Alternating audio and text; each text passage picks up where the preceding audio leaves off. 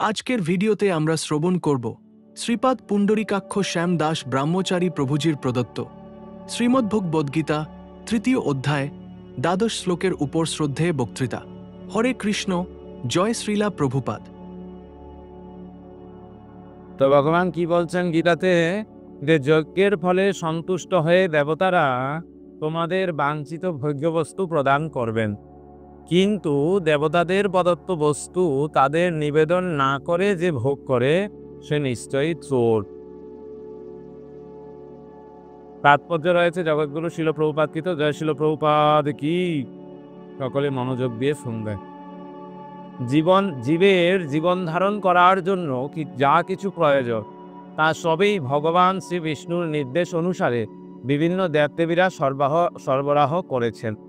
তাই যজ্ঞ অনুষ্ঠান করে এই সমস্ত দেবদেবীদের তুষ্ট করতে শাস্ত্রের নির্দেশ দেওয়া হয়েছে। বেদে বিভিন্ন দেবদেবীর উদ্দেশ্যে বিভিন্ন যজ্ঞ করার নির্দেশ দেওয়া হয়েছে, কিন্তু সমস্ত যজ্ঞের পরম ভোক্তা হচ্ছেন স্বয়ং ভগবান। যাদের ভগবান সম্বন্ধে কোনো ধারণা নেই, যারা অল্পবুদ্ধি সম্পন্ন, বিভিন্ন দেবদেবীর উদ্দেশ্যে তাদের যজ্ঞ অনুষ্ঠান করতে বলা হয়েছে। মানুষের যে বিভিন্ন জড়গুণের দ্বারা প্রভাবিত, সেই অনুসারে বেদে বিভিন্ন ধরনের যজ্ঞ করার নির্দেশ দেওয়া হয়েছে। একইভাবে বিভিন্ন গুণ অনুসারে বিভিন্ন দেবদেবীর পূজা করারও নির্দেশ দেওয়া হয়েছে। যেমন যারা মাংসাশী, তাদের জরা প্রকৃতির বিভৎস রূপী কালীর পূজা করার নির্দেশ দেওয়া হয়েছে এবং কালীর কাছে পশু বলি দেওয়ার বিধান দেওয়া হয়েছে। কিন্তু যারা সত্যগুণে অধিষ্ঠিত, তাদের নির্দেশ দেওয়া হয়েছে পরমেশ্বর ভগবান শ্রী বিষ্ণুর আরাধনা করতে। সমস্ত যজ্ঞের উদ্দেশ্যই হচ্ছে ধীরে ধীরে জড় স্তর অতিক্রম করে অপ্রাকৃত স্তরে উন্নীত হওয়া। সাধারণ লোকদের অন্তত পঞ্চমহাযজ্ঞ নামক 5টি যজ্ঞের অনুষ্ঠান অবশ্যই কর্তব্য। আমাদের বোঝা উচিত যে মানুষ্য সমাজে যা কিছু প্রয়োজন তা সবই আসছেন ভগবানের প্রতিনিধি বিভিন্ন দেবদেবীর কাছ থেকে, কিন্তু কোনো কিছু তৈরি করার ক্ষমতা আমাদের নেই। যেমন মানব সমাজের নিত্য প্রয়োজনীয় খাদ্য, ফলমূল, শাকসবজি, দুধ, চিনি, এগুলির কোনটাই আমরা তৈরি করতে পারি না, তেমনি আবার নিত্য প্রয়োজনীয় জিনিসগুলি যেমন উত্তাপ, আলো, বাতাস, জল আদিও কেউ তৈরি করতে পারে না। ভগবানের ইচ্ছার ফলে সূর্য কিরণ দান করে, চন্দ্র জ্যোৎস্না বিতরণ করে, বায়ু প্রবাহিত হয়, বৃষ্টির ধারায় ধরণী রসসিক্ত হয়। এগুলি ছাড়া কেউই বেঁচে থাকতে পারে না। এভাবেই আমরা দেখতে পাই আমাদের জীবন ধারণ করার জন্য যা কিছু প্রয়োজন তা সবই ভগবান আমাদের দিচ্ছেন। এমনকি কলকারখানায় আমরা যে সমস্ত জিনিস বানাচ্ছি তাও তৈরি হচ্ছে ভগবানেরই দেওয়া বিভিন্ন ধাতু, গন্ধক, পারদ, ম্যাঙ্গানিজ আদি প্রয়োজনীয় উপাদানগুলি দিয়ে। আমাদের অগোচরে ভগবান আমাদের সমস্ত প্রয়োজনগুলি মিটিয়ে দিয়েছেন, যাতে আমরা আত্ম উপলব্ধির জন্য স্বচ্ছ জীবনযাপন করে জীবনের পরম লক্ষ্যে পরিচালিত হতে পারি, অর্থাৎ যাকে বলা হয় জড়জাগতিক জীবন সংগ্রাম থেকে চিরতরে মুক্তি। জীবনের এই উদ্দেশ্যে সাধিত হয় যজ্ঞ অনুষ্ঠান করার মাধ্যমে। আমরা যদি জীবনের উদ্দেশ্য ভুলে গিয়ে ভগবানের দেওয়া সম্পদগুলি কেবল ইন্দ্রিয় সুখ ভোগের জন্য ব্যবহার করি এবং তার বিনিময়ে ভগবানকে বা তার প্রতিনিধিদেরকে কিছুই না দিই, তবে তা চুরি করারই সামিল। এবং তা যদি আমরা করি তাহলে প্রকৃতির আইনে আমাদের শাস্তি ভোগ করতেই হবে। যে সমাজ চোরের সমাজ তা কখনোই সুখী হতে পারে না, কেননা তাদের জীবনের কোনো উদ্দেশ্য নেই। স্থূল জড়বাদী যে সমস্ত চোরেরা ভগবানের সম্পদ চুরি করে জড়জগৎকে ভোগ করতে উন্মত্ত, তাদের জীবনের কোনো উদ্দেশ্য নেই। তাদের একমাত্র বাসনা হচ্ছে জন্ম ইন্দ্রিয় সুখ ভোগ করা। যজ্ঞ করে কিভাবে ভগবানের ইন্দ্রিয়কে তুষ্ট করতে হয় তা তারা জানে না। শ্রী চৈতন্য মহাপ্রভু সবচাইতে সহজ যজ্ঞ সংকীর্তন যজ্ঞের প্রবর্তন করে গেছেন। এই যজ্ঞ যে কেউ অনুষ্ঠান করতে পারে এবং তার ফলে কৃষ্ণ ভাবনার অমৃত পান করতে পারে। মানে শিল প্রভুপাদের প্রাঞ্জল তাৎপর্য সমাপ্ত। জয় শিল প্রভুপাদ কি। হরি ওম তৎসৎ। হরি ওম তৎসৎ। হরে কৃষ্ণ। তো শিল প্রভুপাদ এই শ্লোকের তাৎপর্যে যে বিষয়টি বিশেষভাবে ব্যাখ্যা করেছেন সেটা হচ্ছে কি, তিনি বলেছেন যে জীবন ধারণের জন্য আমাদের যে সমস্ত জিনিস প্রয়োজন, আমাদের বেঁচে থাকার জন্য অনেক জিনিসের প্রয়োজন আছে, তাই না? যেমন আমাদের খাদ্য লাগবে, আহার, চাল, ডাল, শাক, সবজি, ফলমূল এগুলো লাগছে। তারপর আলো, বাতাস, কত কিছু আমাদের দরকার জীবনে। আর এই জিনিসগুলো আমাদের কে দিচ্ছেন? কে দিচ্ছে? স্বয়ং ভগবান আমাদের এগুলো প্রদান করছে। বিভিন্ন ব্যবস্থাপনা ভগবানের রয়েছে, বিভিন্ন অ্যারেঞ্জমেন্টের মাধ্যমে ভগবান এগুলো আমাদেরকে প্রদান করছে। হ্যাঁ, যেরকম যখন আমাদের তাপের প্রয়োজন, তো সূর্য দিচ্ছে আমাদেরকে তাপ। আমরা মনে করছি সূর্য দিচ্ছে, কিন্তু সূর্যটাকে কে সৃষ্টি করেছে? ভগবান সৃষ্টি করেছে, যাতে করে আমাদের সূর্যের উত্তাপের যে প্রয়োজন, সেই প্রয়োজন ভগবান মেটাবে। সময় সময় বৃষ্টি দিচ্ছে। বায়ু, এই বায়ুমণ্ডলের মধ্যে অক্সিজেন আছে, যেটা আমরা শ্বাস নিচ্ছি। হ্যাঁ, শ্বাস নেওয়ার জন্য অক্সিজেন প্রয়োজন। সে অক্সিজেন কে দিচ্ছে?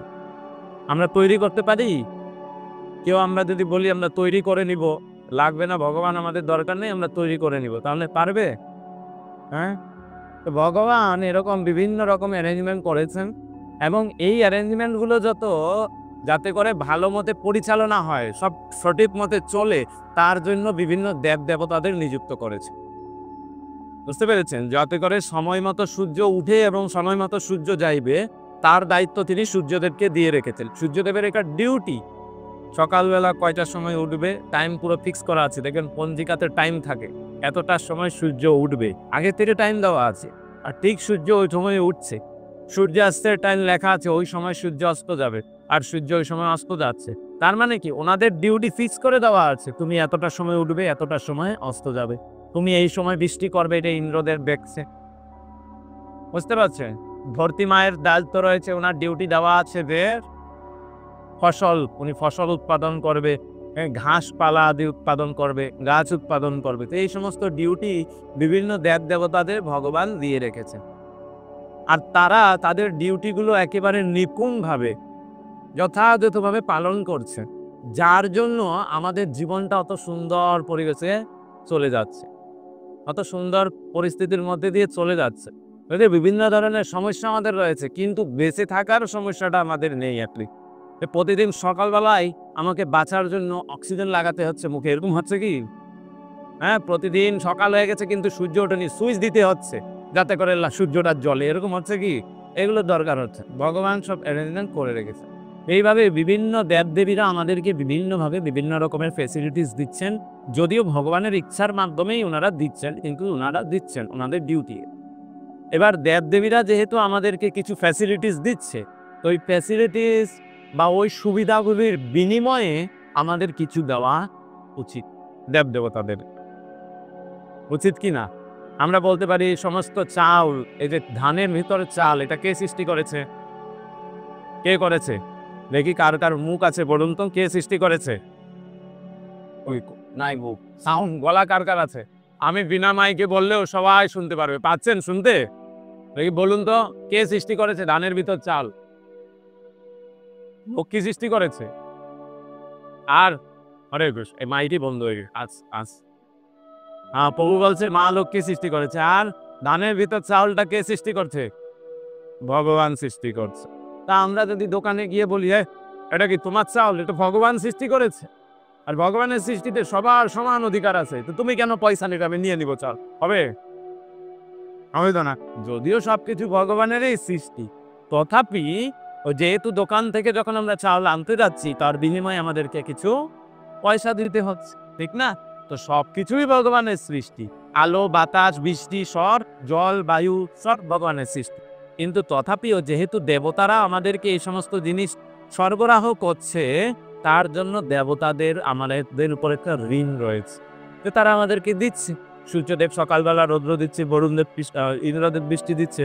তো সেইভাবে সেই দেবতাদের প্রতি আমাদের ঋণ রয়েছে। আর সেই ঋণকে শোধ করব কিভাবে?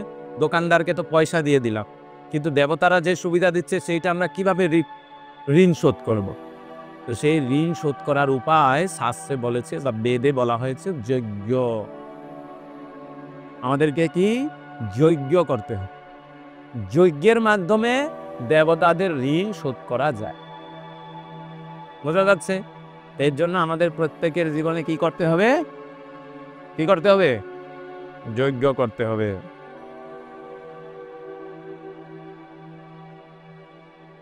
কয়টা যজ্ঞ করতে হবে?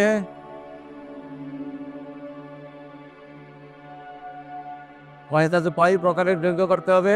এই যে আমরা একটু আগে তাৎপর্যে পড়লাম যে সাধারণত লোকদের অন্তত পঞ্চমহাযজ্ঞ নামক 5টি যজ্ঞের অনুষ্ঠান অবশ্য কর্তব্য। অন্তত মানে অ্যাটলিস্ট, কমসে কম 5 প্রকারের যজ্ঞ করতে হবে। আরো অনেক প্রকারের যজ্ঞ আছে, সব যদি আমরা করতে নাও পারি অন্তত পক্ষে 5 প্রকারের যজ্ঞ আমাদের করতে হবে। কি কি যজ্ঞ? দেবযজ্ঞ, দেবতাদের সন্তুষ্ট করার জন্য যজ্ঞ। নৃযজ্ঞ, রাজা, দেশের যে রাজা আছে বা দেশের যে রাষ্ট্রপ্রধান আছে, নেতা আছে, তারা আমাদেরকে কত ফ্যাসিলিটিস দিচ্ছে না? রাস্তাঘাট বানিয়ে দিচ্ছে, ইলেকট্রিসিটি দিচ্ছে তো। রাজার ঋণ শোধ করার জন্য যজ্ঞ করতে হবে, বুঝতে পারছে? দেবতাদের ঋণ শোধ করার জন্য যজ্ঞ, রাজার ঋণ শোধ করার জন্য যজ্ঞ, ঋষিমুনিদের ঋণ শোধ করার জন্য যজ্ঞ। ঋষিমুনিরা বিভিন্ন, আগে যারা ঋষিমুনিরা ছিল তারা বিভিন্ন ধরনের বেদ, শাস্ত্র, সাহিত্য আমাদের জন্য সংকলন করে গেছেন, যেগুলো পড়ে আমরা জ্ঞান আরোহণ করতে পারছি। তো তাদের ঋণ আমরা যেরকম মাস্টারের কাছে টিউশন করছি, টিউশন ফিস দিতে হচ্ছে, তো ঋষিমুনিরা বেদ, শাস্ত্র এগুলো আমাদের জন্য বানিয়ে রেখে গেছেন, তো তাদের ঋণ রয়েছে, তাদের ঋণ শোধ করার জন্য যজ্ঞ করতে হবে। তিনটা হলো। 4 নম্বর বলা হচ্ছে সমাজ। সমাজ আমাদেরকে দিচ্ছে, আমরা সমাজের বাইরে থাকতে পারি? অনেক সময় দেখবেন কেউ কিছু দুষ্কর্ম করলে তাকে সমাজচ্যুত করা হয়, সমাজের ভিতর তাকে আর রাখা হয় না, তখন তার জীবনটা কত কঠিন হয়ে যায়, হয় না? সমাজের লোকেরা কথা বলবে না, সমাজের লোকেরা তার বাড়িতে যাইবে না, যে কারো বাড়িতে যাইতে পারবে না, দোকানে গেলে জিনিস বিক্রি করবে না, ওই কুয়ার থেকে তোমাকে জল দিব না, সমাজের চ্যুত করা। তো এরকম হলে সমাজের বাইরে আমরা থাকতে পারি না। তো সমাজের একটা ঋণ রয়েছে আমাদের উপর, সে সমাজের ঋণ শোধ করার জন্য যজ্ঞ করতে হবে। 4টা হলো। আর আমাদের পিতৃপুরুষ, যারা আমাদের পূর্বপুরুষেরা রয়েছে, তাদের বংশে আমরা আছি, তো তাদের প্রতি আমাদের ঋণ রয়েছে, হয়েছে না? এর জন্য লোকে পিতৃপুরুষের উদ্দেশ্যে শ্রাদ্ধ করে, তর্পণ করে, তাদের ঋণ শোধ করা আছে। তো পিতৃপুরুষের জন্য যজ্ঞ করতে হবে। কয়টা যজ্ঞ? কারা কারা ঘুমাননি একবার হাত তুলে বলুন হরি বল। যারা ঘুমায়নি, আচ্ছা কেউ ঘুমায়নি, তাহলে বলুন তো কয়টা যজ্ঞের কথা বললাম? প্রথমটা কি? হ্যাঁ, কার জন্য? দেবতাদের জন্য, ঠিক, ধন্যবাদ। দ্বিতীয়টা রাজার জন্য। তৃতীয় ঋষিদের জন্য, ধন্যবাদ। আর সমাজের জন্য, আর পিতৃপুরুষের জন্য। 5 প্রকার যজ্ঞ অন্তত পক্ষে প্রত্যেকের করতে হবে। কারা কারা করেছেন হাত তুলুন তো। আমরা এই 5 প্রকার যজ্ঞ করে নিয়েছি, কেউ করিনি। তাহলে ঋণ শোধ হবে কিভাবে? হ্যাঁ, ঋণটা শোধ হবে কিভাবে? বিনিময়ে আমরা দেইনি, তারা আমাদের উপর কৃপা করেছে, ফ্যাসিলিটিস দিয়েছে, অত সুবিধা করে দিয়েছে, জীবনে আমাদের ঋণ রয়ে গেছে, তাদের উদ্দেশ্যে আমরা ঋণ শোধ করতে পারছি না। ঋণ শোধ করার উপায় কি? যজ্ঞ করতে হবে। আর কি যজ্ঞ? এই যে দেখেছেন আজকে যারা দেরিতে এসছেন দেখেননি, যারা আগে এসছেন দেখেছেন কত সুন্দর যজ্ঞ হয়েছে, তাই না? তো এইরকম যজ্ঞ প্রতিদিন করতে হবে, প্রতিদিন এরকম ভাবে যজ্ঞ করতে হবে। এখানে দেবতাদের এই যে কলস বসিয়েছে, এখানে কি এক একটা কলসে এক একজনকে আহ্বান করে ডাকা হয়েছে। কখনো দেবতাদের ডাকা হচ্ছে, আপনি আসুন, বসুন, গ্রহণ করুন, তার উদ্দেশ্যে যজ্ঞ। একটা ঘটে আবার পিতৃপুরুষকে ডাকা হবে, আসুন, বসুন, যজ্ঞ। এবার বিভিন্ন কলস স্থাপন করে যজ্ঞ করতে হবে প্রতিদিন। কারা কারা পারবেন? এই কি করেনও নি, আবার পারবেনও না? প্রতিদিন প্রতিদিন যজ্ঞ করার কথা বলা হয়েছে।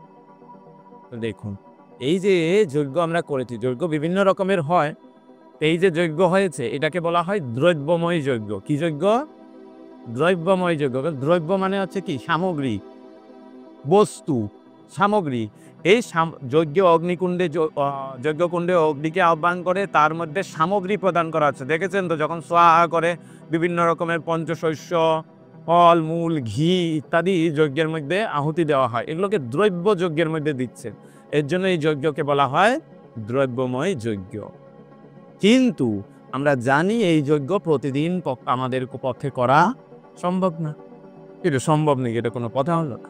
আগেকার দিনের ঋষিমুনিরা দেখেছেন, তারা প্রতিদিন করতো। কতন টিভি সিরিয়ালে দেখেছেন, প্রতিদিন তাদের বাড়িতে পার্মানেন্ট যজ্ঞকুণ্ড আছে, আর প্রতিদিন যজ্ঞ করবে, এটা গৃহস্থের কর্তব্য। কিন্তু কলিযুগে ওইভাবে প্রত্যেকের বাড়িতে প্রত্যেক দিন যজ্ঞ করা সম্ভব নয়, এটা একটা ইম্পসিবল কথা, এটা কেউই পারবে না। এর জন্যই ভগবান শ্রীকৃষ্ণ তিনি দেখেছেন, আরে এদের যদি যজ্ঞ না করে এদের তো ঋণ থেকে যাবে, আর ঋণ যদি থাকে তাহলে চরম অকল্যাণ। কারণ এই যে ধরেন আপনার বাড়িতে কেউ আসলো, আপনার কাছে কিছু চাইলো, আপনি দিয়ে দিলেন, এর বিনিময়েও আপনাকে টাকা দিবে, কিন্তু না দিয়ে চলে গেল, কি হবে? কি বলবেন? কি বলবেন তাকে? যে বাড়িতে এসে চুপচাপ আপনার জিনিসটা নিয়ে চলে গেছে, পয়সা দেয়নি, কি বলবেন? চোর বলবেন। এইখানে দেখুন শ্লোকটা আমরা আজকে পড়লাম, শ্লোকটাতে কি বলেছে? কিন্তু দেবতাদের প্রদত্ত বস্তু তাদের নিবেদন না করে যে ভোগ করে সে নিশ্চয়ই চোর।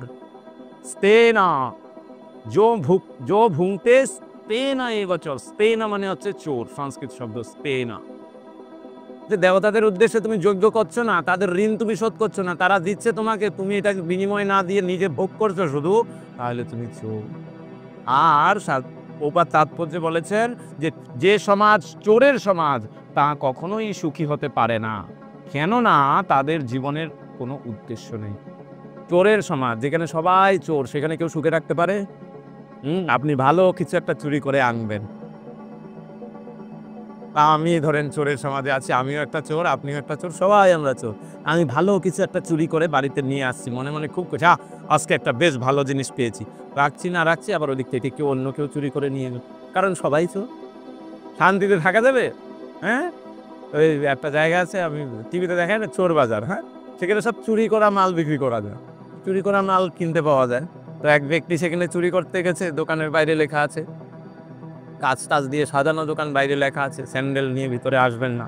তবে তা স্যান্ডেল খুলে ভিতরে গেছে চুরির মাল কিনতে, চুরির মাল কিনে বাইরে এসে দেখছে স্যান্ডেলটাও চুরি হয়ে গেছে। চোরের বাজার, বাজারেই চোর বাজার। হ্যাঁ, তো এখানে কেউ শান্তিতে, তো কিছুতেই নিয়ে শান্তি নেই, এটা তো একটা গেল। আর দ্বিতীয়তে এটাও একটা খেয়াল করবেন যে আমি যদি চোর হই, তাহলে আমার রাত্রিবেলা, যে চোর যখন রাত্রে ঘুমায় তখন কি হয়, কোথাও যদি একটু দরজায় খটক খটক আওয়াজ হলো, চোরের ঘুম ভেঙে দেয়, তোর মনে হবে কি পুলিশ আসলো নাকি, কারণ চুরি করেছি না, মনে মনে একটা ভয় থাকবে না? একসময় আমাদের ছিল প্রভুপাদ বাজার দিয়ে হেঁটে যাচ্ছিলেন, এই রাস্তা দিয়ে হেঁটে যাচ্ছেন, আর ওই দিক থেকে কতগুলো পুলিশ আসছে, আর ওই পুলিশগুলোকে দেখে দুইটা ছেলে মাঝখানে দাঁড়িয়েছিল, পুলিশকে দেখেই দৌড়ে পালাচ্ছে। প্রভুপাদ দেখছে, আরে এরা পালাচ্ছে কেন? তো অন্য লোককে দিকেই দুটা পালালো কেন? দেখছেন না ওই যে পুলিশকে দেখে চোর পালায়। পুলিশ কিন্তু ওদের ধরতে আসেনি, পুলিশ অন্য কোনো কাজে আসছে, কিন্তু যা চোর তার মনে একটা ভয় আছে, পুলিশকে দেখলেই তার ভয় লাগে, আরে বাপ পুলিশ আছে, আমি তো চোর, যদি ধরে একটা অশান্তি সবসময় কাজ করবে। কিন্তু যে চোর নয়, প্রপাত ভালো ব্যক্তি, পুলিশকে দেখো সে দাঁড়িয়ে আছে দিন। আমরা রাস্তা দিয়ে যাওয়ার সময় অনেক সময় পুলিশ দেখি, আমরা গাড়ি নিয়ে যাচ্ছি তো দেখি, আমরা সিট বেল্ট পরে রেখেছি, ড্রাইভারের ড্রাইভিং লাইসেন্স আছে, রাইট মানে লেফট সাইডেই গাড়ি চালাচ্ছি, পুলিশ দেখে ভয় কিসে? কিন্তু যারা হেলমেট পরবে না, বাইক নিয়ে যাচ্ছে, ওইখানে পুলিশ আছে রে বাবা, এদিক দিয়ে পালা, হয় এরকম। কারণ কি, আমি আইন ভঙ্গ করছি, এর জন্য আমার পুলিশকে দেখে ভয়। তো যে চোর হবে তার মনে কখনো শান্তি থাকবে না, তার একটা ভয় সবসময় থাকবে, তাহলে সে শান্তিতে থাকতে পারবে কি? হ্যাঁ, এর জন্য বলছে যে সমাজ চোরের সমাজ, সেইখানে কেউই সুখী নয়, কেউ সুখী নয়। আর বলুন আমাদের মধ্যে কারা কারা জীবনে একেবারে সুখী আছে? বলে আমার জীবনে কোনো দুঃখ নেই, যা আছে পার আছে, কি যা ছিল তা গেল বুঝে, কি বলে একটা গান আছে রবীন্দ্রনাথ ঠাকুরের, হ্যাঁ, আমি আছি সুখে হাস্য মুখে, দুঃখ আমার নাই, এরকম কে বলতে পারে? হাত তুলে। আমি আছি সুখে হাস্য মুখে, দুঃখ আমার নাই, আমার জীবনে কোনো দুঃখ নাই, কে বলতে পারে? হ্যাঁ, কেন নাই? হ্যাঁ, প্রত্যেকে আমরা জীবনে সুখ চাই, চাই না? কারা কারা জীবনে সুখ চান? দেখে সুখ বা শান্তি কারা কারা চায়? যারা যারা ঘুমাননি, সুখ শান্তি চাই, জীবন চাই, এত চাই, তথাপি নাই কেন? তার কারণ হচ্ছে আমরা যজ্ঞ করছি না, কারণ হচ্ছে আমরা যজ্ঞ করছি না, আর যজ্ঞ না করলে আমরা চোরে পরিণত হচ্ছি, আর চোর হলে কি করে সুখে শান্তি? এর জন্যই আমাদেরকে কি প্রতিদিন যজ্ঞ করতে হবে। কিন্তু এই যজ্ঞ যে করব, তো কলিযুগে সম্ভব না, আমি বললাম প্রতিদিন এটা সম্ভব না। তখন ভগবান শ্রীকৃষ্ণ দেখছেন যে কলিযুগের মানুষের পক্ষে এইভাবে প্রতিদিন দ্রব্যময় যজ্ঞ করা সম্ভব না, এটা সম্ভবই না। আগেকার যুগে, এটা দ্বাপর যুগ, ত্রেতা যুগ যখন ছিল তখন এটা সম্ভব ছিল, কারণ যজ্ঞ করতে অনেক আয়োজনের প্রয়োজন। এখন যদিও আমরা যজ্ঞ করছি, এটা জাস্ট একটা আনুষঙ্গিক অঙ্গ, এর মধ্যে যে যজ্ঞের মধ্যে যা প্রয়োজন রয়েছে সে সমস্ত প্রয়োজনীয় বস্তুই এখন পাওয়া যাবে না দ্রব্যময় যজ্ঞ করতে। যে যজ্ঞের কাঠ সংগ্রহ করবে, যে তার মানসিক চেতনা সেরকম হতে হবে, যেটা আমি ভগবানের উদ্দেশ্যে নিয়ে যাচ্ছি। হ্যাঁ, তারপরে কি ওই কাঠের মধ্যে কোনো পোকা থাকতে পারবে না, কোনো পোকে খাওয়া কাঠ থাকলে ওটা দিয়ে যজ্ঞ হবে না। এখন পাবেন কোথায় পোকে না খাওয়া কাঠ আছে? সব গাছে তো পোকা ধরে আছে, ঠিক না? শুদ্ধ ঘি লাগবে, বাজারে শুদ্ধ ঘি পাওয়া যাচ্ছে বলুন? এর জন্যই এই দ্রব্যময় যজ্ঞ করা কলিযুগের মানুষের পক্ষে প্রায় অসম্ভব। ভগবান দেখছে প্রতিদিন কিভাবে করবে না, এদের একটা সহজ পন্থা দিতে হবে। ওইভাবে যজ্ঞ প্রতিদিন করা যাবে না, অন্য কোনো যজ্ঞ, দ্রব্যময় যজ্ঞের বাইরে অন্য কোনো যজ্ঞ এদের জন্য ব্যবস্থা করতে হবে। তখন ভগবান শ্রীকৃষ্ণ স্বয়ং চৈতন্য মহাপ্রভু রূপে এসেছেন। এসে তিনি কি করেছেন? শ্রীমদ্ ভাগবতম বলছে কৃষ্ণবর্ণ তৃষা কৃষ্ণ সাঙ্গপাঙ্গ সপার্ষদয় যজ্ঞৈ সংকীর্তন প্রায়ই যজন্তি সুমেধসা। কি বলছে? কৃষ্ণবর্ণ তৃষা কৃষ্ণ। কৃষ্ণ দেখতে কিরকম? কি রঙের? কৃষ্ণের শরীরের রং কিরকম? কৃষ্ণবর্ণ। অ্যাকচুয়ালি কালো, কিন্তু কৃষ্ণ যেহেতু কালো তাই বর্ণটাকেই কৃষ্ণবর্ণ বলা হয়। কালো, তাই না? কিন্তু শাস্ত্র কি বলছে? কৃষ্ণবর্ণ তৃষা। সেই কৃষ্ণবর্ণকে ত্যাগ করে কি বর্ণ ধারণ করেছেন? গৌরবর্ণ। রাধারানীর রঙের যে রং, পরিষ্কার সাদা তপ্ত কাঞ্চন, কাঁচা সোনার মতো রং, সেই রকম রং তিনি ধারণ করেছেন। কৃষ্ণবর্ণ তৃষা কৃষ্ণ, কিন্তু সে কৃষ্ণই। সে তার বর্ণটা ত্যাগ করেছে, কিন্তু সে স্বয়ং কৃষ্ণ। কৃষ্ণবর্ণ তৃষা কৃষ্ণ সাঙ্গপাঙ্গ সপার্ষদই। একা আসেননি, সঙ্গে আরো কে কে এটা চিনতে পারছেন তো? গৌরবর্ণ নিয়ে কে এসেছেন? স্বয়ং গৌরাঙ্গ। বলুন গৌরাঙ্গ। এই গৌরাঙ্গ ভগবান শ্রীকৃষ্ণ গৌরাঙ্গ রূপে এসেছেন। গৌরাঙ্গ, যার অঙ্গটা গৌর, মানে সাদা পরিষ্কার, গৌরাঙ্গ রূপে এসেছেন। একা আসেননি, কি আসছে সঙ্গে? সাঙ্গপাঙ্গ সপার্ষদ, সপার্ষদ নিয়ে। সঙ্গে অনেক সাঙ্গপাঙ্গ পার্ষদ। কারা? নিত্যানন্দ প্রভু, অদ্বৈত আচার্য, শ্রীনিবাস পণ্ডিত, গদাধর পণ্ডিত, আরো অনেক পার্ষদদের নিয়ে তিনি এসেছেন। এসে তিনি কি করেছেন? তিনি যজ্ঞ প্রবর্তন করেছেন, যজ্ঞ করা শিখিয়েছেন। কি যজ্ঞ? যজ্ঞই সংকীর্তন। সংকীর্তন যজ্ঞ প্রবর্তন করেছে। কি সংকীর্তন? হরে কৃষ্ণ কৃষ্ণ কৃষ্ণ হরে হরে, হরে রাম রাম রাম হরে হরে। সংকীর্তন যজ্ঞ তিনি প্রবর্তন করেছেন। যজ্ঞই সংকীর্তন এই প্রায়। কারণ কলিযুগের মানুষ এই যজ্ঞ করতে পারবে না, তাহলে কি করতে হবে? সংকীর্তন যজ্ঞ। সহজ কোনটা বেশি সহজ? বাড়ির প্রভু এই যে যজ্ঞের আয়োজন করেছেন, এই আয়োজনটা বেশি সহজ, নাকি বসে হাতে তালি দিয়ে হরে কৃষ্ণ কৃষ্ণ কৃষ্ণ হরে হরে, হরে রাম রাম রাম হরে হরে? কোনটা সহজ? হ্যাঁ, হাতে তালি দিয়ে কীর্তন করাটা সহজ না? ভগবান সহজ পন্থা করে দিয়েছে, যে অত কঠিন করার দরকার নেই। ঠিক আছে, তুমি সহজ পন্থাই করো, যজ্ঞই সংকীর্তনই প্রায়ই। কিন্তু সহজ করা সত্ত্বেও কয়জন করছে? কয়জন করছে? করছে না লোকে। এর জন্য সে শাস্ত্রেই বলে দিয়েছে যজ্ঞই সংকীর্তনে প্রায়ই যজন্তি সুমেধসা। সবাই কিন্তু করবে না, যদিও ভগবান ব্যবস্থা করে দিয়েছে, তথাপি সবাই করবে না। যজন্তি, তারাই করবে। কারা? সুমেধসা, যাদের বুদ্ধি খুব বেশি, অত্যন্ত বুদ্ধিমান ব্যক্তি, মেধাবী। মেধাবী ছাত্র বলি না আমরা? কি মানে মেধাবী ছাত্র?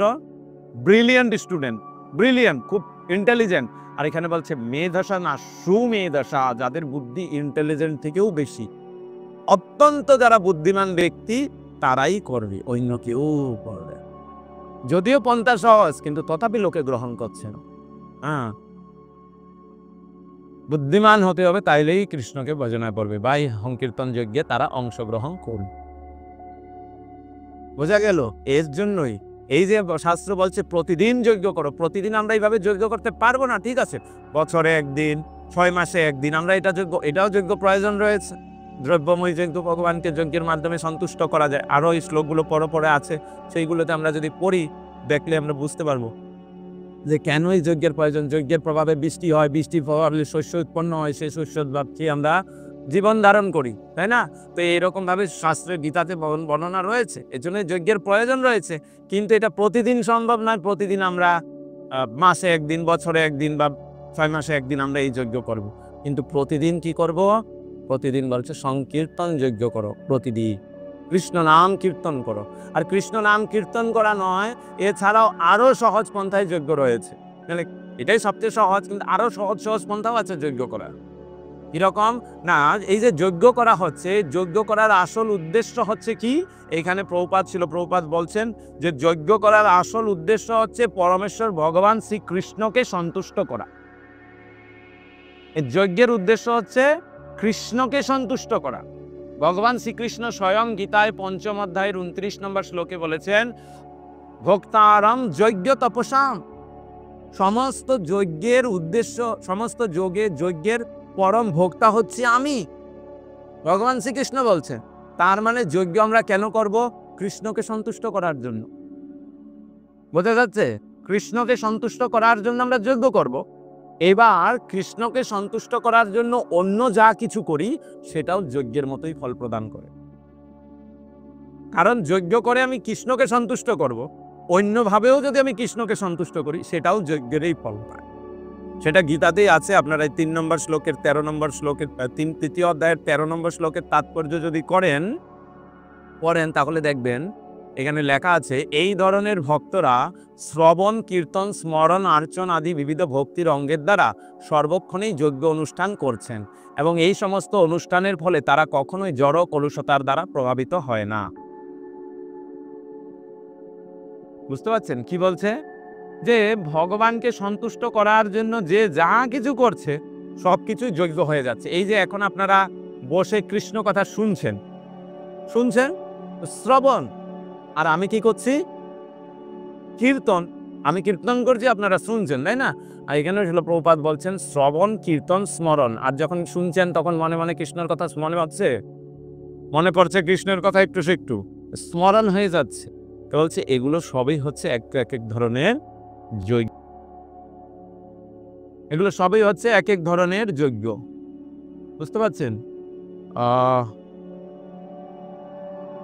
8ম অধ্যায়ের একটা শ্লোক রয়েছে, আমি শ্লোক নাম্বারটা ঠিক মনে পাচ্ছি না, ওখানে তাৎপর্যও এরকমই রয়েছে যে যজ্ঞ করা শুধু এরকম নয় অগ্নিকুণ্ড তৈরি করে আহুতি দিচ্ছি যজ্ঞ না, আরো অন্য রকমের যজ্ঞ আছে। বললাম এই যে বসে শুনছেন এটাও যজ্ঞ, আমি বলছি এটাও যজ্ঞ।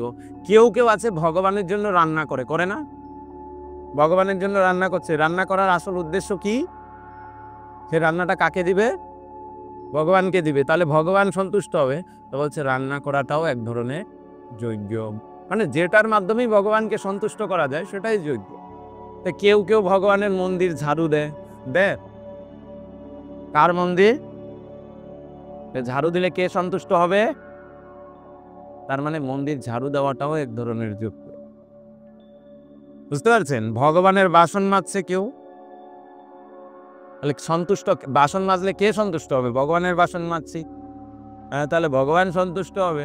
তাহলে বাসন মাজাটাও এক ধরনের যজ্ঞৈব বিষ্ণু। যার কিছুর মাধ্যমে ভগবান বিষ্ণুকে সন্তুষ্ট করা হয় সেটাই যজ্ঞ। এর জন্যই আমাদেরকে কি করতে হবে? মূলত আমাদেরকে কৃষ্ণকে সন্তুষ্ট করার জন্য চিন্তা করতে হবে, সে যেই কোনো কার্যের মাধ্যমেই হোক। কেউ ব্যবসা করছে, কেউ চাকরি করছে, কেউ কৃষিকার্য করছে। সে যদি মনে করে যে এই ব্যবসাটা আমি কেন করছি, বলে আমি কৃষ্ণের সন্তুষ্টি বিধানের জন্য করছি, এই ব্যবসার মাধ্যমে আমার যে লাভ হবে সেটা দিয়ে আমি কৃষ্ণ সেবা করব, তাহলে তার ব্যবসাটাই এক ধরনের যজ্ঞ। আর কৃষ্ণ সেবা করব কিভাবে করব? বলে পয়সাটা নিয়ে কৃষ্ণ মন্দিরে দিয়ে দিব, ওইটা না। সে কি? ওই পয়সা দিয়ে আমি শাক সবজি, ফল মূল ইত্যাদি কিনবো। যখন কিনতে যাচ্ছে মনে করছে আমরা এগুলো কার জন্য কিনছি? আমি ভগবানের জন্য কিনছি, কৃষ্ণের জন্য কিনছি। যখন কৃষ্ণের জন্য শাকসবজি ফলমূল কিনা হয়, সেই কিনা বেচার প্রসেসটা ওটাও একটা যজ্ঞ, কারণ কৃষ্ণের জন্য কিনা হচ্ছে। বাড়িতে নিয়ে আসার সাথে সাথে মাতাজি চিন্তা করছে ও অত সুন্দর শাকসবজি এনেছে, আমি কৃষ্ণের জন্য রান্না করব, তাহলে রান্না করছে, এটাই কৃষ্ণ সেবা। কৃষ্ণকে নিবেদন করে সেই প্রসাদ যখন খাবে তখন ভক্তরা প্রসাদ পাচ্ছে, প্রসাদ পাওয়াটাও এক ধরনের যজ্ঞ। বই গীতার 13 নম্বর শ্লোক, 3য় অধ্যায় 13 নম্বর শ্লোকে ভগবান বলছেন যজ্ঞাশিষ্ট শীন সন্ত, যজ্ঞের অবশিষ্ট অন্ন, যজ্ঞ পুরুষ ভগবানকে নিবেদন করার পর যেটা প্রসাদ থাকে আসীন, সেইটা যখন খায় এটাও এক ধরনের যজ্ঞ। দেখুন শাস্ত্রে কত প্রকার যজ্ঞের কথা আলোচনা করেছে। আমরা এটা প্রতিদিন করতে পারবো না, কিন্তু রান্না করে তো প্রতিদিন খাচ্ছি, তো এটা তো প্রতিদিনের কার্য করেই যাচ্ছি। তাহলে যদি আমরা কৃষ্ণকে কেন্দ্র করে করি, প্রতিদিন যা করছি সেটাই যদি কৃষ্ণকে কেন্দ্র করে করি, তাহলে সেটাই যজ্ঞে পরিণত হয়। আলাদা কিছু করতে হবে না যজ্ঞ করতে হলে। ভগবান শ্রীকৃষ্ণ গীতার 9ম অধ্যায়ের 27 নম্বর শ্লোকে বলেছেন যৎ করোষি, তুমি যা করছো সেটাই। যৎ করোষি যদশ্নাসি, তুমি যা খাচ্ছ। যৎ করোষি যদশ্নাসি যৎ জুহোষি, তুমি যা যাজন করছো, পূজা পাঠ যা কিছু করছো। দদাসি যৎ, তুমি যা দান করছো। আমরা দান করি না অনেক কিছু, অনেকে দান করে। যৎ তপস্যাসি, তুমি যে তপস্যা করছো। তৎ কুরুষু মদর্পণম, হে অর্জুন তুমি যাই করছো, যা খাচ্ছ, যা দান করছো, যা পূজা করছো, যা তপস্যা করছো, সব কিছু তুমি আমার জন্য করো। কৃষ্ণ বলছেন তুমি যদি আমার জন্য করো তাহলে এগুলোই তোমার যজ্ঞ হয়ে যাবে প্রতিদিন। এর জন্য কৃষ্ণ ভক্তরা প্রতিদিন যজ্ঞ করে। বুঝতে পারছেন? একেবারেই সহজ। কৃষ্ণকে, ভগবানকে কেন্দ্র করে বাড়িতে কৃষ্ণকে বসাতে হবে, রাখতে হবে ভগবানকে, এবং বাড়ির যা কাজকর্ম সব কৃষ্ণকে কেন্দ্র করে। সকালে উঠে ভগবানের ঘর ঝাড়ু দিতে হবে। তো মাতাজিরা তো সকালে উঠে এমনি উঠান ঝাড়ু দেন না? আপনার উঠান বাড়িঘর ঝাড় দেন, পরিষ্কার করেন। তো কি বলে পরিষ্কার করছি? আমরা মনে করছি ও আমাদের বাড়িঘর পরিষ্কার করতে হবে, আর ভক্তরা মনে করছে কৃষ্ণের বাড়িঘর পরিষ্কার করতে হবে। কাজ একই করছে, কিন্তু আমারটা যজ্ঞ হচ্ছে না, কারণ আমি আমার বাড়িঘর মনে করছি, আর যে মনে করছে কৃষ্ণের বাড়িঘর সে ঝাড়ু দিয়ে যজ্ঞ করে নিচ্ছে। বুঝতে পারছেন? একই কাজ করছে, আমিও ঝাড়ু দিচ্ছি, আপনিও ঝাড়ু দিচ্ছেন। আপনারটা যজ্ঞ, আমারটা নয়, কারণ আপনি মনে করছেন কৃষ্ণের বাড়ি, আমি মনে করছি আমার বাড়ি। হ্যাঁ, কাজ একই। আমিও প্রতিদিন বাড়িতে রান্না করছি, আপনিও রান্না করছেন। আমি মনে করছি রান্না করে আমি খাবো, এটা যজ্ঞ হলো না। আর আপনি রান্না করছেন আমি কৃষ্ণকে দিব, আপনারটা যজ্ঞ হয়ে গেল। একই কাজ, একই খাটনি, একই কার্য, শুধুমাত্র মানসিক চিন্তাধারা। ওইভাবে যদি কেউ বাড়িতে কৃষ্ণ কেন্দ্রিক কার্য করে, ভগবান কৃষ্ণকে কেন্দ্র করে সমস্ত কার্য করে, তাহলে প্রতিদিন যজ্ঞ হয়ে যাচ্ছে। বলে এটা চট করে তো হবে না প্রভু, আমাদের তো এরকম বাড়ি ঘরে সেরকম কন্ডিশন নেই, সেই রকম ব্যবস্থা নেই এখন। ঠিক আছে, আস্তে আস্তে হবে। কিন্তু প্রাথমিক যে যজ্ঞের কথা ভগবান চৈতন্য মহাপ্রভু বলেছেন যে 10-5 মিলি ঘর দ্বারেতে বসিয়া কীর্তন করো সবে হাতে তালি দিয়া। হাতে তালি দিয়ে হরিনাম করাটা তো সবার পক্ষেই সহজ। ওইটা তো ঘরের কোনো ব্যবস্থারও দরকার নেই, কোনো ইনফ্রাস্ট্রাকচার আলাদা করেও দরকার নেই। যেটা আছে এটার মধ্যে তো হাতে তালি দিয়ে হরিনাম করতে অসুবিধা কী আছে? এর জন্য সকলের কাছে আমাদের অনুরোধ, মূলত আমাদেরকে কৃষ্ণকে কেন্দ্র করেই সব কিছু করতে হবে বাড়িতে। যতদিন সেটা আমরা করতে না পারছি, অন্তত পক্ষে প্রতিদিন যাতে আমরা ভগবানের নাম কীর্তন করি, মালাতে কৃষ্ণ নাম জপ করি। চৈতন্য মহাপ্রভু বলেছেন অতএব কহিলাম এই মহামন্ত্র, যাও জপ ইহা করিয়া নির্বন্ধ। চৈতন্য মহাপ্রভু বলছেন অতএব আমি এই মন্ত্র বললাম, হরে কৃষ্ণ কৃষ্ণ কৃষ্ণ হরে হরে, হরে রাম রাম রাম হরে হরে। এই মহামন্ত্র আমি তোমাকে বললাম, অতএব কহিলাম এই মহামন্ত্র, যাও জপ ইহা করিয়া নির্বন্ধ। এটা জপ করতে হবে নির্বন্ধ করে। যারা জপ করবে তারা কি? মহাপ্রভু বলেছেন এনেছি ঔষধি মায়া নাশিবারও লাগি, এ তোমার মায়াকে নষ্ট করে দিবে। ইহা হইতে সর্বসিদ্ধি হইবে সবার। এই হরিনাম করলে তোমার সমস্ত সিদ্ধি তুমি লাভ করতে পারবে। এই যে বিভিন্ন 33 কোটি দেবতা, পিতৃপুরুষের উদ্দেশ্যে যজ্ঞ, রাজার উদ্দেশ্যে যজ্ঞ, আর কার কাছে ছিল? সমাজের ঋষি দেবতাদের 5 প্রকারের যজ্ঞ করতে পারছি না, কোনোটাই করতে হবে না। মহাপ্রভু বলছেন ইহা হইতে সর্বসিদ্ধি হইবে সবার। তুমি যদি হরিনাম করো তাহলে আর আলাদা করে কিচ্ছু করতে হবে না, সব হইবে। শব্দা শব্দে বিশ্বাস কহে সুদৃঢ় নিশ্চয়, কৃষ্ণ ভক্তি কইলে সর্ব কর্মকৃত হয়। কেউ যদি কৃষ্ণ ভক্তি করে, কৃষ্ণ নাম করে, তাহলে আলাদা আলাদা করে আর দেবদেবীদের সন্তুষ্ট করতে হয় না। যস্মিন তুষ্টে জগৎ তুষ্টি, সব একেবারে রাজা, দেশ, সমাজ, ঋষি, পিতৃপুরুষ, দেবতা সব সন্তুষ্ট হয়ে যায় কৃষ্ণকে সন্তুষ্ট করলে। আলাদা আলাদা আর করার দরকার নেই। 5 প্রকারের যজ্ঞ বলছে আমরা করতে পারছি না, বলে শুধু একটা করো সংকীর্তন যজ্ঞ, সব যস্মিন তুষ্টে জগৎ তুষ্টি। আমরা এর উদাহরণও দেখেছি দ্রৌপদী। দ্রৌপদীর ঘরে 7,000 মুনি ঋষিরা এসেছে খাবে বলে। দেখেছেন এই ঘটনা মহাভারতে? হ্যাঁ? আর দ্রৌপদীর হাঁড়ির থেকে অক্ষয় পাত্র ছিল, সূর্যদেব দিয়েছিল। যত অন্ন দিবে সেটা শেষ হবে না, কিন্তু দ্রৌপদী যদি খেয়ে নেয় তাহলে আর দিতে পারবে না। আর সেই দিন দ্রৌপদী খেয়ে নিয়েছে। খাওয়ার পর 60,000 ঋষিমুনি চলে এসছে, সঙ্গে এসছে দুর্বাসা মুনি। একটু রাগ হলে অভিশাপ দিয়ে দিবে। দ্রৌপদী চিন্তায় পড়েছে, কি করব? আমি তো খেয়ে নিয়েছি, এখন তো পাত্রে আর অন্ন নেই, আমি খেয়ে নিলে আর দিতে পারবো না। ভীষণ বিপদে পড়েছে। ঋষিদের বলছে, আপনারা স্নান করে আসুন, আমি ব্যবস্থা করছি। মনে মনে চিন্তা হচ্ছে, কিসের ব্যবস্থা করব, কোথার থেকে করব? পাঠিয়ে দিয়েছে ওদের স্নান করতে। আর বিপদে পড়ে তখন দুঃখ মে হরি বাজে সবই। বিপদে পড়লে কাকে ডাকবে? দুঃখভঞ্জন। দুঃখভঞ্জন, হ্যাঁ, দুঃখভঞ্জন ভগবানকে ডাকছে, ভগবান এখন তুমি আছো, বাঁচাও, তুমি রক্ষা করো। দ্রৌপদী ভক্ত ছিল, যখনই দরকার বিপদে পড়লে ভগবানকে স্মরণ করতো। ওই ভগবান চলে এসছে। ভগবান এসে বলছে, কি হে যখন তখন আমাকে ডাকতে থাকো? বলে, ভীষণ বিপদে পড়েছি। দ্রৌপদী বলছে, আর তোমার বিপদ টিপদ আমি জানি না, আমাকে খেতে দাও। কৃষ্ণ বলছে, আমার খুব ক্ষুধা পেয়েছে, খেতে দাও। দ্রৌপদী বলছে, এমনি আমার খাবার অভাব, তার জন্য তোমাকে ডেকেছি, তুমি এসে খাবার চাইছো, আমি কোথা থেকে দিব? বিপদ তো এটাই, খাবার নেই। বলছে, এই তোমার যা বিপদ আমি এখন শুনবো না, আগে আমাকে খেতে দাও, কিচ্ছু তো আছে পাত্রে, দেখো। তো দিয়ে পাত্র খুলে দেখছে কি, এক কোনা শাক। কেউ বলছে এক দানা অন্ন ছিল, এক কোনা শাক ছিল। কৃষ্ণকে বলছে, এই যে এটাই আছে, খাও। সে খেয়ে নিয়েছে। কৃষ্ণ খাওয়ার সাথে সাথে কি হয়েছে, এই বিশ্ব ব্রহ্মাণ্ড চরাচর জগতে যত প্রকার জীব আছে, পিঁপড়া থেকে শুরু করে দেবতা ব্রহ্মা পর্যন্ত, ঋষি মুনি দেব দেবতা, পিঁপড়া, হাতি, কীট পতঙ্গ, সবার পেট পুরো ভর্তি হয়ে গেছে। দেখেছেন না আপনারা? সবাই ঢেকুর তুলছে। ঋষি মুনিরা স্নান করতে গেছে, সেখানে গিয়ে ঢেকুর তুলছে, পেট ভর্তি। এরাও আচরিত হয়ে গেল, কি করে পেট ভরলো।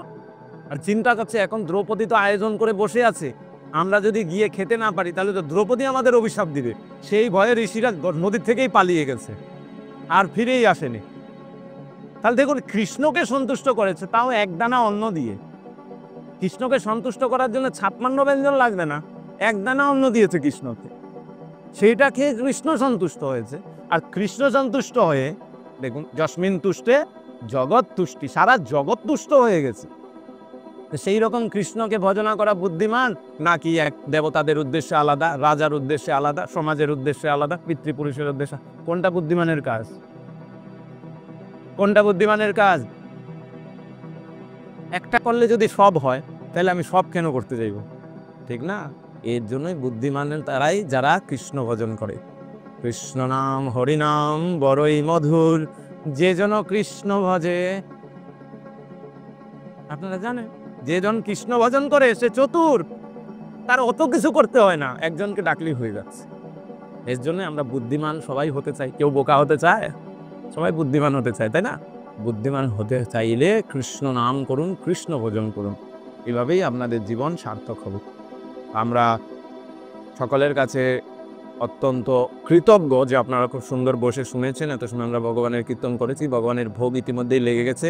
এখন পর্দা খুলবে, ভগবানের আরতি হবে। আবার আমরা দাঁড়িয়ে কীর্তন সংকীর্তন যোগ্য, হাতে তালি দিয়ে একটু নৃত্য করে কৃষ্ণ নাম করবো সবাই। ঠিক আছে? একটু হেলে দুলে শরীরটাকে নাড়িয়ে, শরীরটা দিয়ে ভগবানের সেবা করে সবাই ভগবানের সেবা যোগ্য করার চেষ্টা করবে। এবং এই যে আমি যে সমস্ত কথা বললাম, এগুলো কোথা থেকে বললাম? শ্রীমদ্ ভাগবত গীতা। এই গীতা যাদের বাড়িতে আছে প্রতিদিন পড়ুন, পড়লে এই কথাগুলো জানা যাবে। যাদের বাড়িতে নেই, আমাদের এখানে গাড়িতে আছে, নিয়ে যাবেন, অবশ্যই সংগ্রহ করবেন। হ্যাঁ, একটা গ্রন্থ আপনি বাড়িতে নেবেন, চিরকাল থাকবে, আপনি করবেন, আপনার ছেলে মেয়ে নাতিপুতি সবাই পড়বে। ওই দামে একটা শাড়িও পাওয়া যাবে না। একটা শাড়ি কিনে আনলে কয়দিন পরবে? কিন্তু এটা একটা অমূল্য সম্পদ, এটাকে সংগ্রহ করতে হবে, বাড়িতে রাখতে হবে, পড়তে হবে প্রতিদিন। গীতা প্রত্যেকেই সংগ্রহ করবেন। যারা চৈতন্য মহাপ্রভুর নির্দেশ মেনেই হরিনাম জপ করতে চাইছেন, বলেন আমি করব, ভগবান বলেছেন জপ করতে, আমি করব। এক মালা অন্তত পক্ষে 10 মিনিট সময় লাগবে, প্রতিদিন এক মালা করে আমি জপ করি। যে কেউ করতে পারে, কেউ কিছু মনে করবে না যে না আমরা নিরামিষ খাই না, আমরা পারবো না, আমার দীক্ষা হয়নি, আমি পারবো না, এরকম নয়। এই হরিনাম মহাপ্রভু সবার জন্য এনেছেন। দীনহীন পতিত পামর নাহি বাছে, ব্রহ্মার দুর্লভ প্রেম সবাকারে যাচ্ছে, এটা সবার জন্য। এটা কোনো বিচার নাই এতে কোনো। যেই ভজে সেই বড়, অভক্তহীন ছাড়, কৃষ্ণ ভক্তিতে নাই জাতি কুলাদি বিচার। সে কি জাতি, কি কুল, হ্যাঁ, কোন বংশে জন্মেছে, কি তার শিক্ষা দীক্ষা, এগুলো কোনো জাতি ধন বিদ্যা বল না করেন অপেক্ষা, এগুলো কোনো বিচার নেই। এর জন্য যে কেউ হরিনাম করতে পারেন। আপনারা হরিনামের মালা সংগ্রহ করবেন, হরিনাম করবে, গীতা সংগ্রহ করুন, পড়ুন, জানুন, তখন আমাদের মানুষ্য জীবনটা সঠিকভাবে পরিচালিত হবে। আর যখন এইভাবে সঠিকভাবে পরিচালিত হবে, তখন ভগবান শ্রীকৃষ্ণ পঞ্চম অধ্যায়ের 29 নম্বর শ্লোকে বলেছেন, জ্ঞাতামাম শান্তি মিচ্ছতি। যারা এগুলো জানবে, এইভাবে চলবে, তারাই জীবনে শান্তি লাভ করতে পারবে। যাদের বাড়িতে গীতা আছে খুলে দেখবেন 5 নম্বর অধ্যায়ের 29 নম্বর শ্লোক, 5 নম্বর অধ্যায়ের একেবারে শেষ শ্লোক, 5 নম্বর অধ্যায় ওইটাই শেষ শ্লোক। ভগবান শ্রীকৃষ্ণ নিজে বলেছেন যে যারা এগুলো করবে তারাই শান্তিতে থাকতে পারে। এই যে অল্প আগে বলছিলাম কার কার শান্তি চাই, সবাই হাত তুলছে। জীবনে শান্তি নাই, শান্তি পাইতে হলে এগুলোকে করতে হবে। এটাই হচ্ছে শান্তি লাভের সূত্র। ঠিক আছে? হরে কৃষ্ণ কৃষ্ণ কৃষ্ণ হরে হরে, হরে রাম রাম রাম হরে হরে। জয় হরি নাম সংকীর্তন যজ্ঞ কি, হরে কৃষ্ণ মহামন্ত্র কি, আজকের যজ্ঞ অনুষ্ঠান কি, সম্বেত ভক্তবৃন্দ কি, নিতাই গৌর সীতানাথ প্রেমানন্দে হরি হরি।